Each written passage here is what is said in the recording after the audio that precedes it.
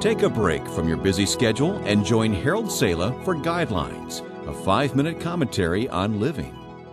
On October 21, 1855, a Sunday school teacher by the name of Ed Kimball went to the store where one of his students was working. There in a back room, Kimball challenged Dwight Moody to become a Christian.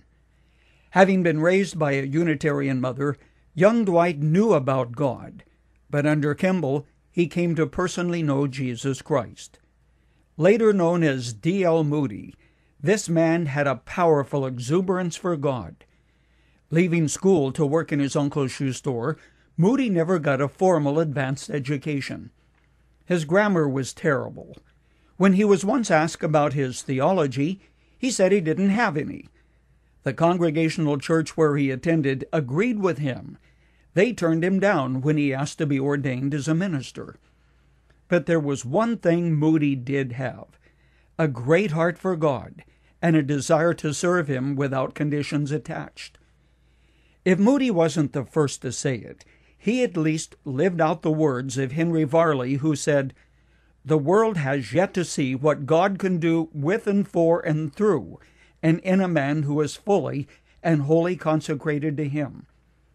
Of course, Moody knew he lacked much, but he who lacks much has to trust much, and Moody did just that. After his death, his son Paul wrote that to the day of his homegoing, Moody was in awe of two things. One, how he could have married such a wonderful woman whom he credited with being the real anchor for his children, and two, how God could use him in spite of what he considered to be his handicaps in life. There's a good possibility that when you get to heaven, you too may ask the same question. Why, God, did you choose to use me when others were far more qualified? Moody is a prime example of those who are unlikely candidates for success, lacking education, resources, and good family connections, yet are used by God in a special way. A study of history as well as biblical characters demonstrates that very often those who seem to have much going for them are not the ones who are used by God to the greatest degree. Those who have much by way of charisma, education, charm, and connections tend to be like the flea on the back of the elephant who made the bridge shake as it crossed and says the flea, "Look what we did." But there is one thing for sure. Individuals such as Moody, who are used by God, leave no one a real excuse as to why he can't do anything. Today, though, we are overwhelmed by a mentality that says, the needs of the world are so great, and I'm so weak and powerless that I can't do anything. So instead of doing what we can, we tend to sit back and ignore the fact that something can be done.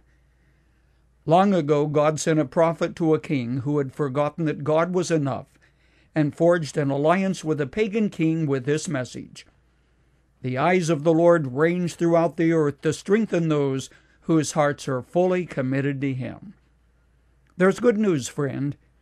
You plus God always make a majority, no matter your work environment, no matter what you may lack, which qualifies you in society. What counts is that you have a heart which is fully committed to God, and you make yourself available, willing to be used by God.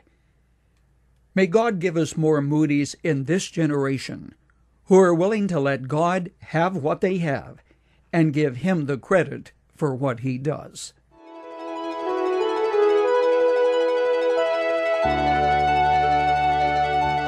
You've just heard Dr. Harold Sala with Guidelines, a 5-minute commentary on living. If you would like to listen to the program again, download a copy, subscribe to our e-commentary, or view other resources, visit guidelines.org. We would like to hear from you too. You can email us at info@guidelines.org. That's info@guidelines.org. Thanks for listening, and we invite you to join us again for the next edition of Guidelines.